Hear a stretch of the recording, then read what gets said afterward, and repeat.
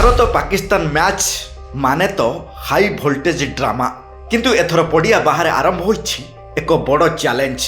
पाकिस्तान रो पूर्वतन क्रिकेटियर मोहम्मद आमिर एवं मोहम्मद शहजाद एबे बाबर आजम को नहीं एमिति चैलेंज देइचंती जहाँ सुनिले आपण भी आश्चर्य होइजिबे।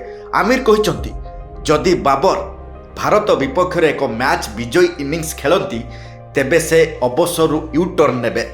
हाँ आपण ठीक सुनिचंती। आमिर एक टीवी शो रे कहिचंती जे जदि बाबर 150 रु अधिक स्ट्राइक रेट रे बैटिंग करी पाकिस्तान को जितांती तेबे से पुणी थरे पाकिस्तानी जर्सी पिंधिबा को प्रस्तुत।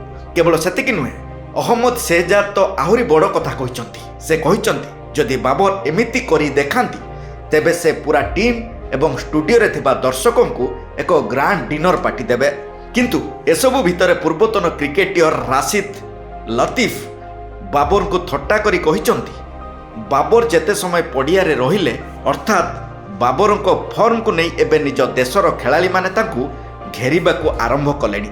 आसंता कालीर मैच कौन बाबर एही चैलेंज को पूरण करि परिबे?